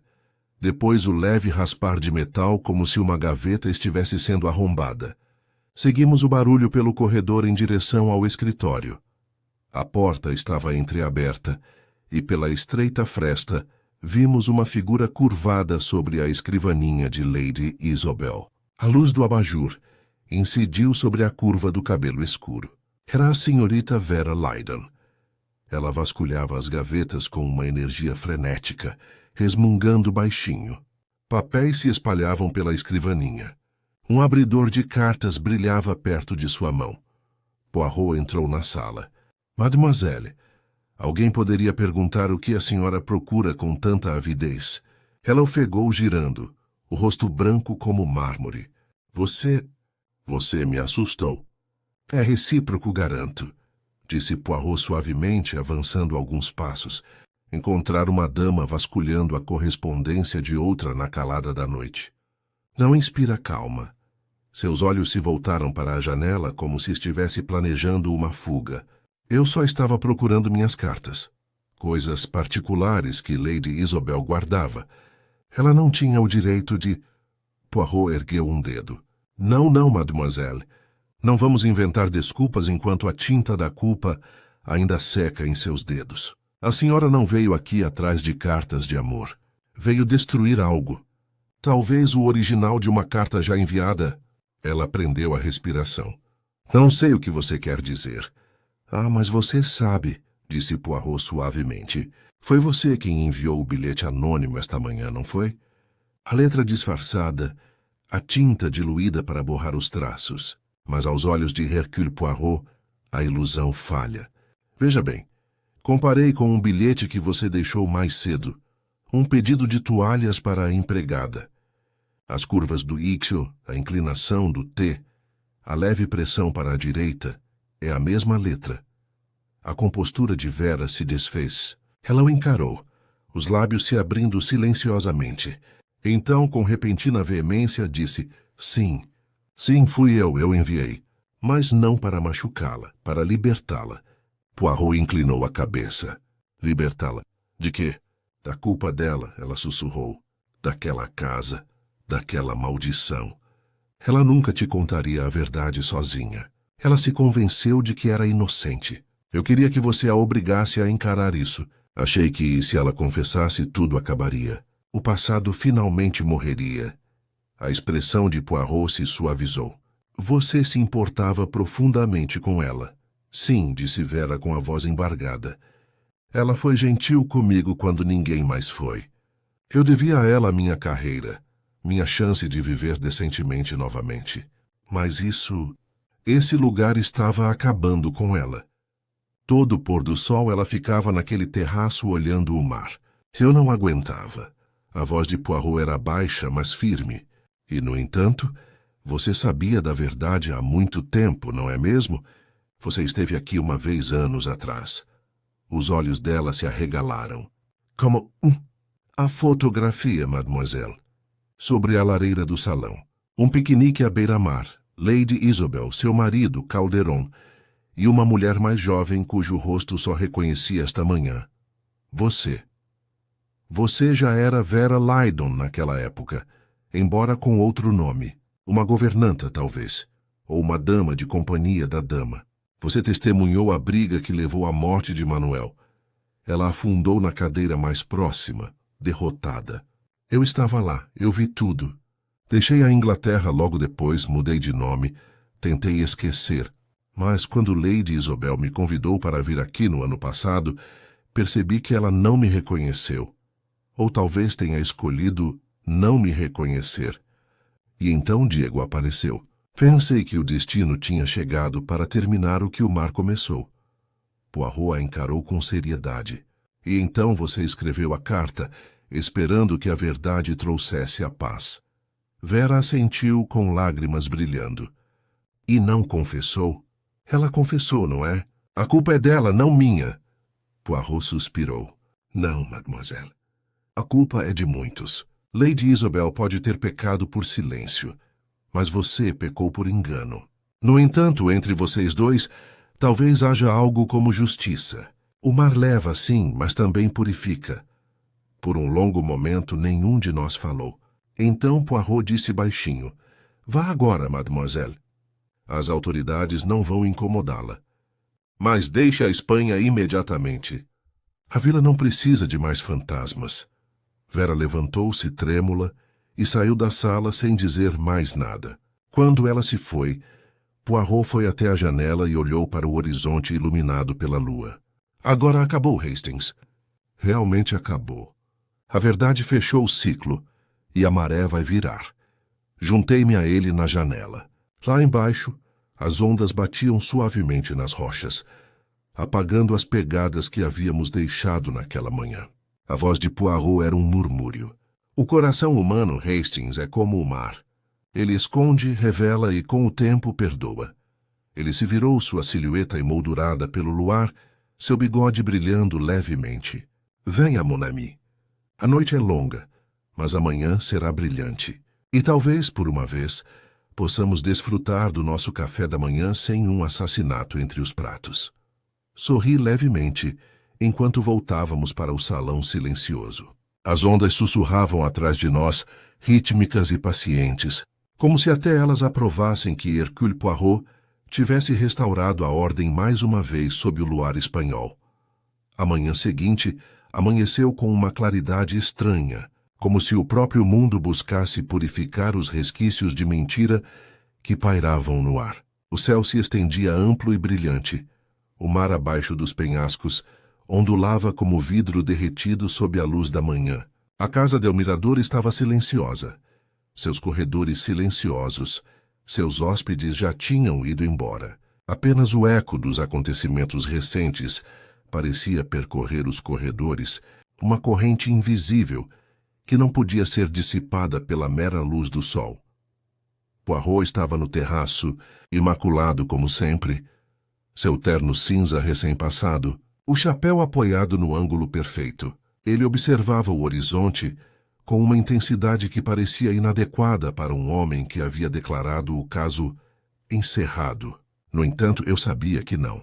O silêncio de Poirot nunca era uma ausência de pensamento. Era o som da precisão sendo aguçada. Você ainda está inquieto, disse eu, juntando-me a ele. Mesmo agora, depois de tudo o que foi revelado. Ele não se virou. Inquieto? Não, mon ami, inquieto não. Apenas reflexivo. Veja bem, quando se constrói ordem a partir do caos, permanece sempre uma leve vibração, como o mar após a tempestade. A água parece calma, mas por baixo, ainda há os movimentos das coisas instáveis. Sorri levemente. Você fala por enigmas de novo. Ele inclinou a cabeça levemente. E mesmo assim você me entende, Hastings. Diga-me, o que você se lembra das últimas palavras de Mademoiselle Lydon antes de ela partir ontem à noite? Pensei por um momento. Ela disse que queria a verdade para libertar Lady Isobel, que tinha feito tudo o que podia para trazer a paz.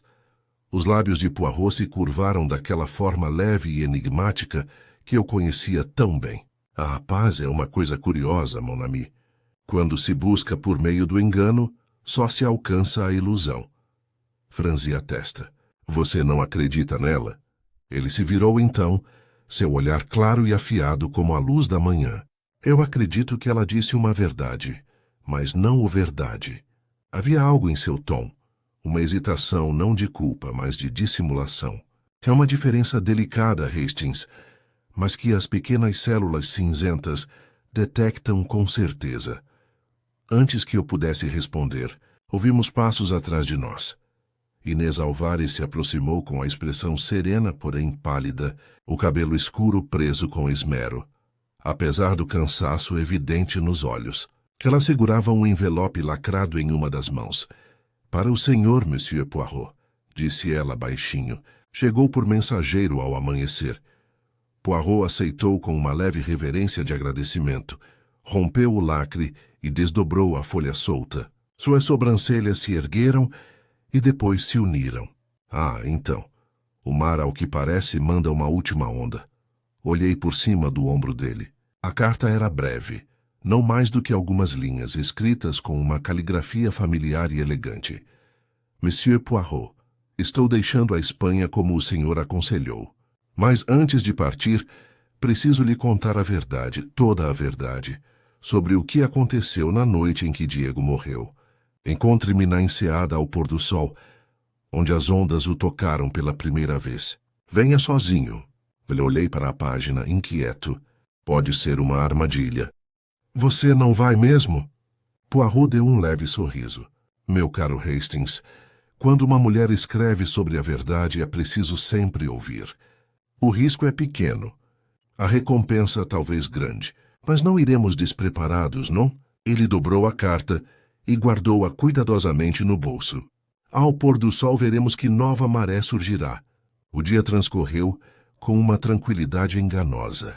Poirot se ocupou com pequenas observações, verificando as fechaduras das portas do terraço, examinando os degraus que levavam à enseada e até mesmo falando brevemente com os criados restantes. Ele parecia aos meus olhos mais um homem preparando um cenário do que aguardando uma revelação. Quanto à Lady Isabel, ela permaneceu reclusa, recusando visitas. Quando Inês trouxe sua bandeja de almoço até a porta, ela saiu apenas o tempo suficiente para sussurrar um agradecimento antes de se recolher novamente à penumbra de seu quarto. O sol se punha lentamente no horizonte, dourando a vila com uma luz melancólica. À medida que a hora se aproximava, Poirot e eu seguimos pela trilha sinuosa até a enseada. O ar estava fresco. O aroma de sal e pinho se misturava à brisa que soprava. A água brilhava em tons de rosa e dourado, onde encontrava a areia, e a escada estreita que antes havíamos descido com medo, agora parecia transformada em uma passagem de memórias.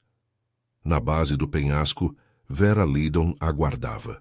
Vestia um vestido claro que refletia a luz moribunda como fogo. Segurava na mão um pequeno diário encadernado em couro. Ao nos ver, sorriu levemente, embora também houvesse tristeza nele.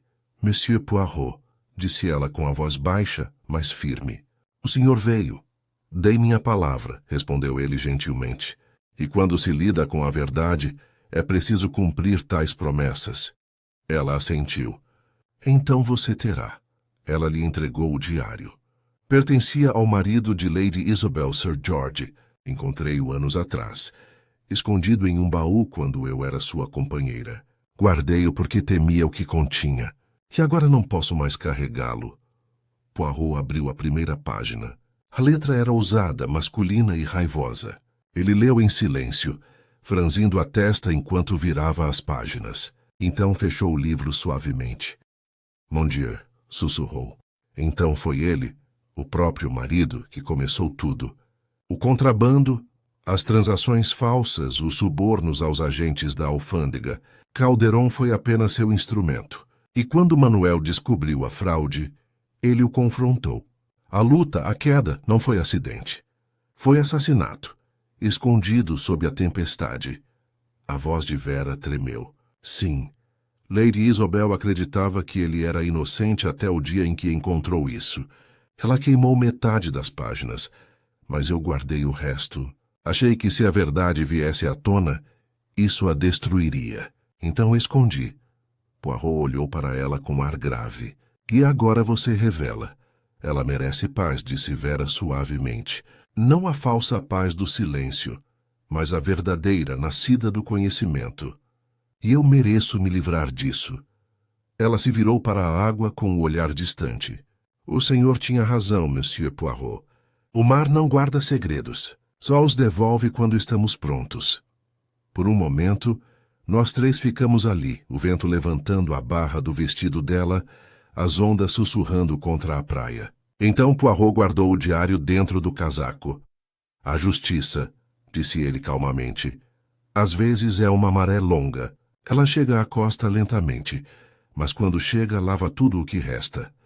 Vera deu um leve sorriso e se afastou ao longo das rochas, sua figura diminuindo contra a luz que se esvaía. Observamos até que ela desapareceu na curva do penhasco. Poirot permaneceu imóvel, o vento soprando suavemente em seu casaco. Por fim, ele se virou para mim. Acabou, Hastings. Completamente acabado. Os pecados de um homem ecoaram por 10 anos, mas agora os ecos se apagam. A verdade, ao que parece, retornou ao seu devido lar. Subimos os degraus de volta para a vila, o crepúsculo se aprofundando ao nosso redor.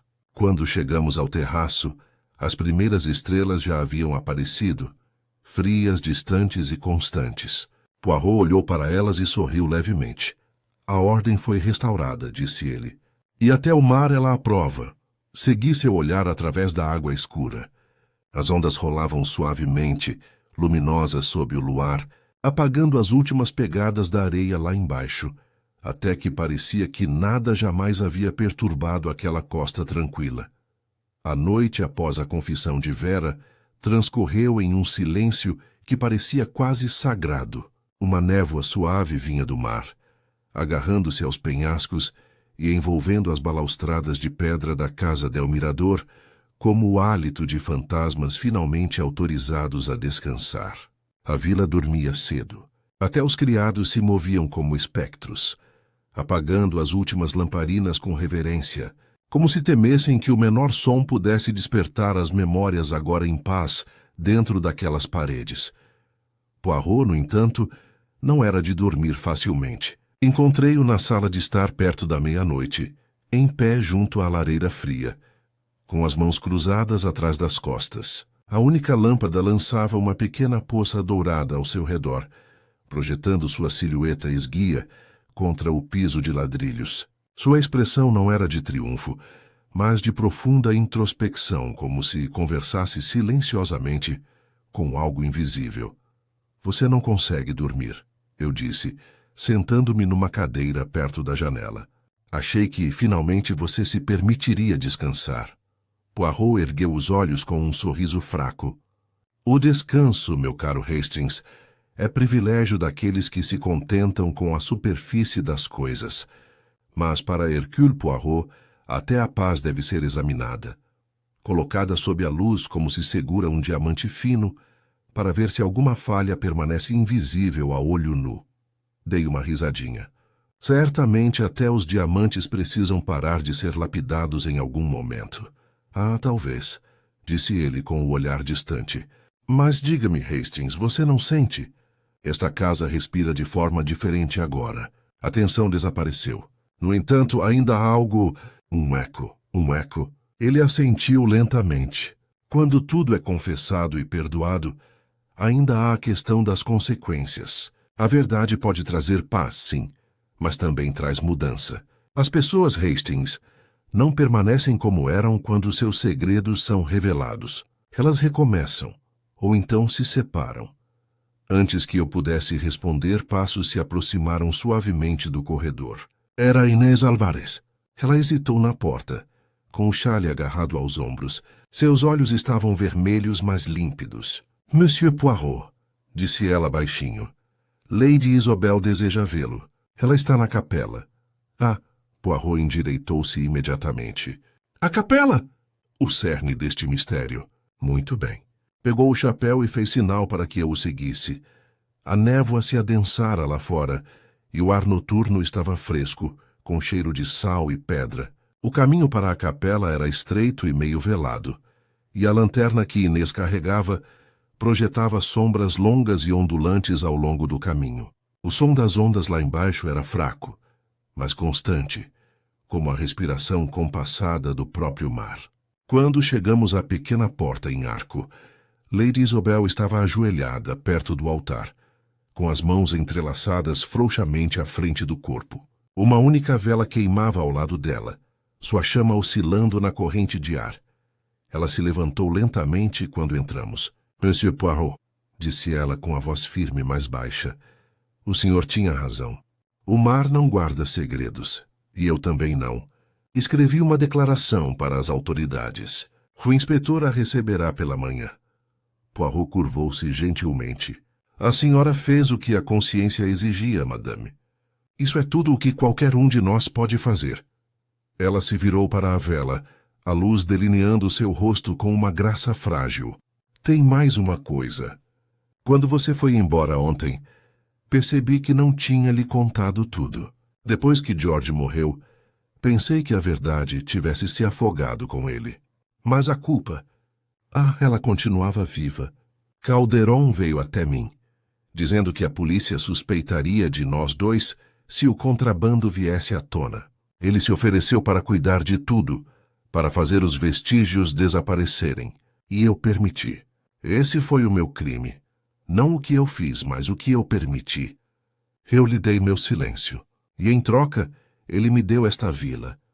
Os olhos de Poirot se suavizaram. Um silêncio pago pela culpa, e uma casa construída sobre a tristeza. Ela assentiu levemente. Sim. Todas as noites eu ouvia o mar lá embaixo, como se sussurrasse sobre o que eu havia comprado. Pensei que talvez com o tempo o som desaparecesse. Nunca acontece, murmurou Poirot. A consciência é uma maré que retorna uma e outra vez. Por um longo tempo ninguém falou. A vela tremeluziu, sua luz dançando sobre a pedra esculpida. Então Lady Isobel se virou para Inês. Você vai ficar aqui depois que eu for? Inês hesitou. Se a senhora quiser, senhora. Mas para onde irá? Para a Inglaterra, disse Lady Isobel. Para enfrentar o que resta do meu nome e das minhas dívidas. Talvez lá eu encontre uma maneira de viver com o que me resta. Poirot inclinou a cabeça profundamente. Coragem, madame. É a única virtude que redime todas as outras.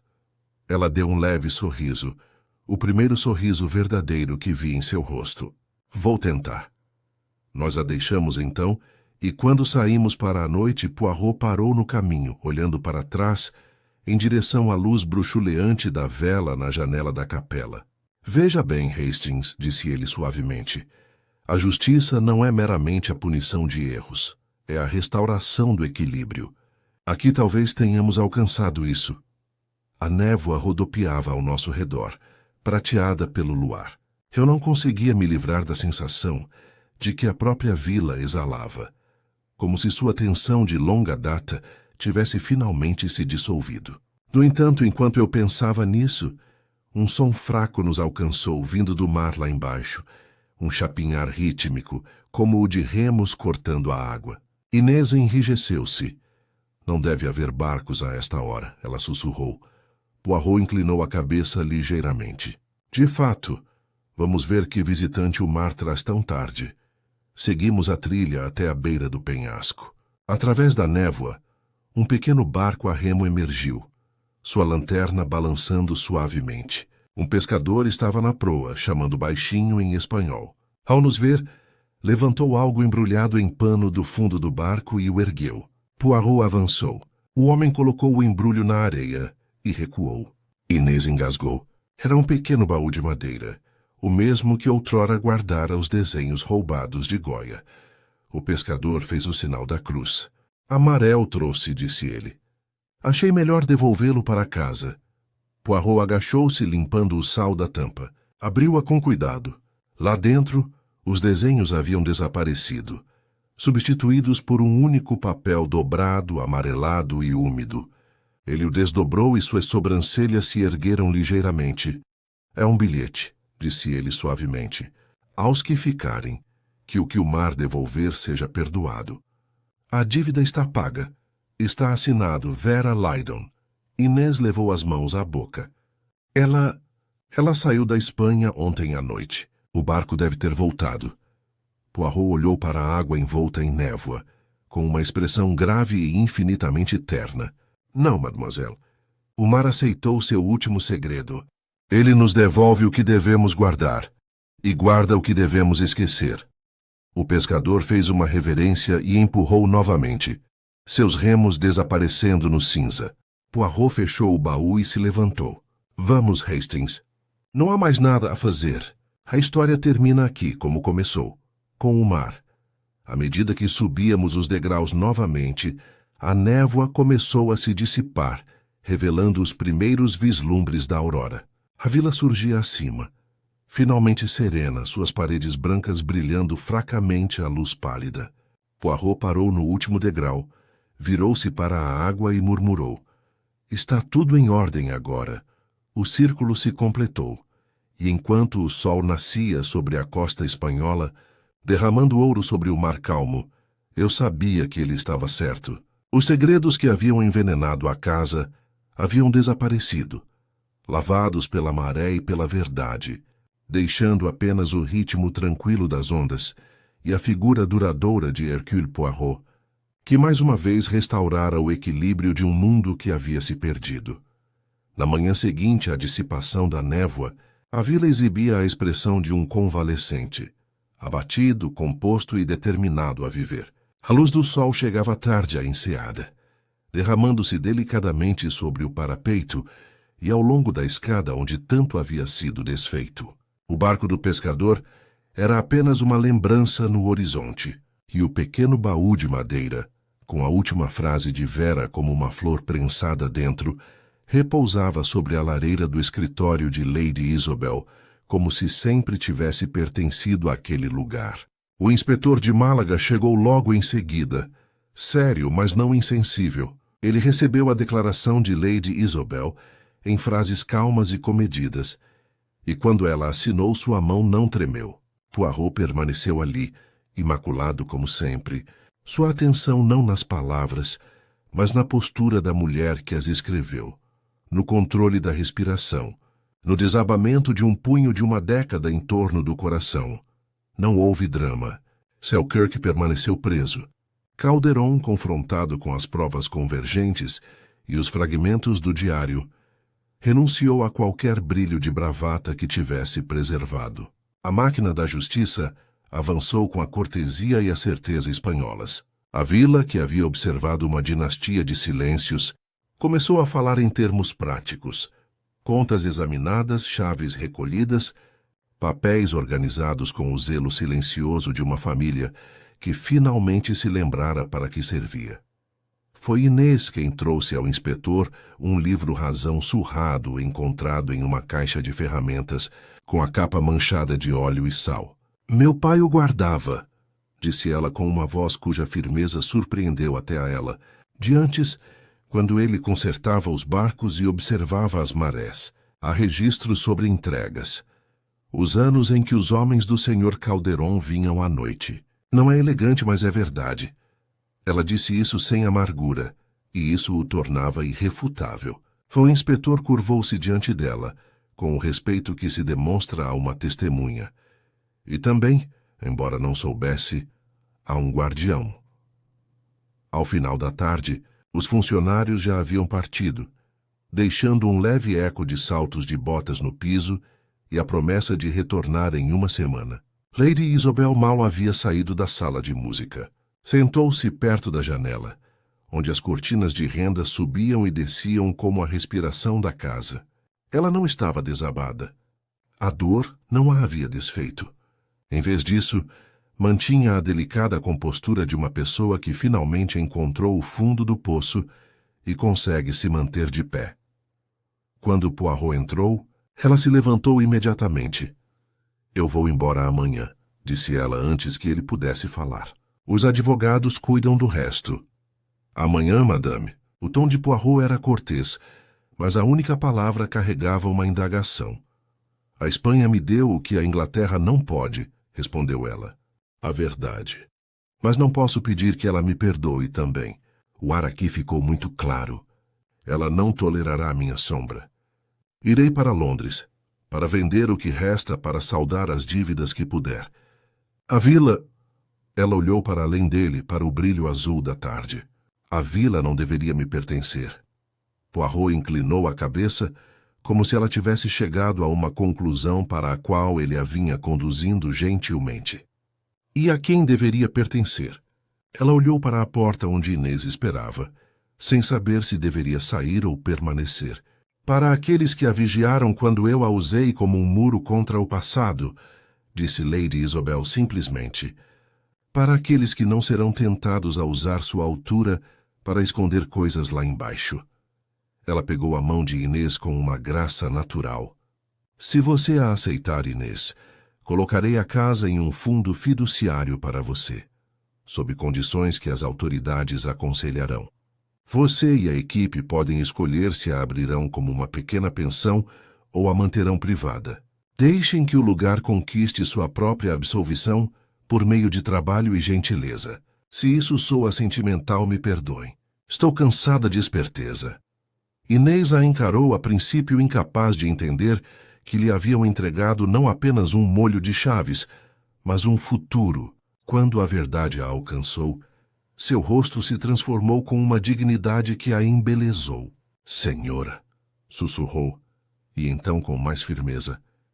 Lady Isobel, eu aceitarei isso por meu pai, por Diego e por aqueles que vierem depois. Não lidaremos com segredos, apenas quartos, pão e o mar. Os olhos de Poirot, que raramente ficam marejados, brilharam. Voilà, disse ele suavemente. Ordem. Não é a coisa estreita, n'est-ce pas? Não é apenas a disposição das cadeiras e a ordem alfabética das contas. É o reequilíbrio da balança humana. À noite, enquanto o céu se transformava em damasco e depois em vinho, jantamos juntos pela última vez sob as lanternas. A casa havia se reduzido ao essencial: um ensopado simples, pão que rachava, uma garrafa de vinho tinto áspero. A doutora Navarro retornou de seu trabalho com poeira nas sandálias e a satisfação de uma mulher que havia endireitado um osso paciente e o ouvido tricotar. Ela conversou baixinho com Inês sobre questões práticas: os formulários legais, as licenças, o contato na universidade que enviaria voluntários para ajudar a catalogar a pequena biblioteca e os arquivos da vila. Lady Isabel ouvia, não como uma cliente, mas como alguém aprendendo um novo idioma com humildade. De vez em quando, seu olhar se voltava para a porta, talvez esperando passos leves e a risada de um menino. Quando tal aparição não ocorreu, seu rosto não se contraiu. Ele se firmou. Poirot comeu pouco, como sempre faz quando está com o coração cheio. Observou, assentiu, anotou um comentário aqui e ali com a precisão de um homem dando pontos em uma costura. Mais tarde, caminhou com Lady Isabel até a capela. O trinco concertado estalou com um som limpo e honesto. Lá dentro, a vela que haviam reacendido naquela manhã queimava sem alarde. Uma pequena estrela bem comportada. Em suma, uma luz que lembrava o coração de Poirot. Você não ficará para ver a assinatura do testamento? Ela perguntou a ele. Não, madame. Há um trem, disse ele com um orgulho quase apologético. A precisão deve ser honrada mesmo na partida.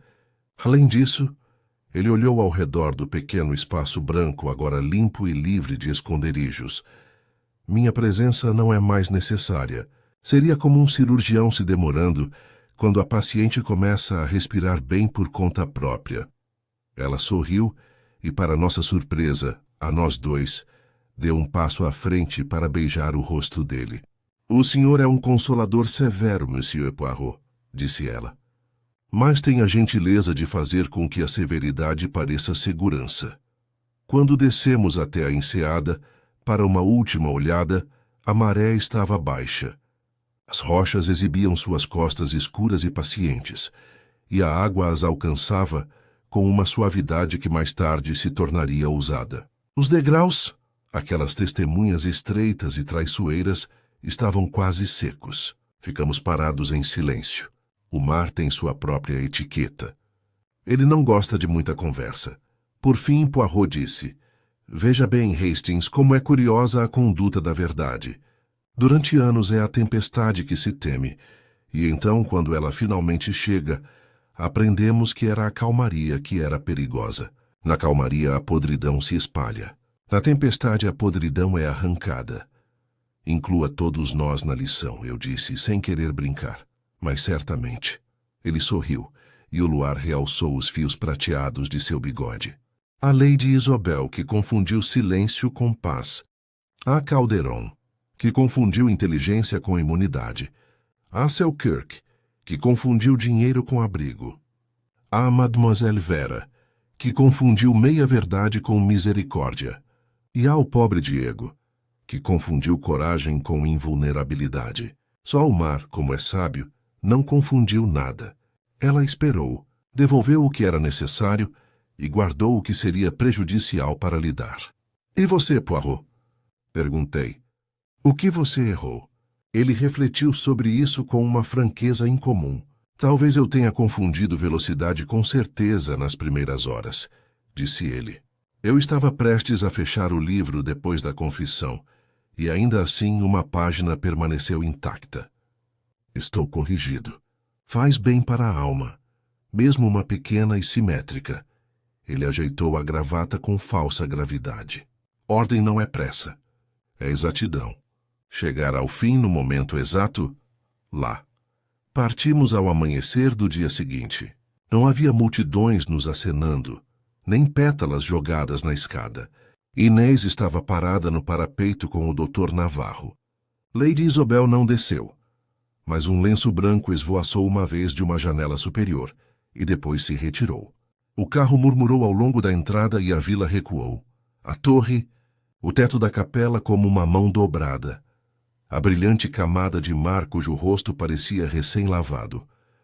No trem, Poirot colocou o chapéu no assento ao lado dele, abriu um caderno novo e escreveu uma linha antes de fechá-lo novamente.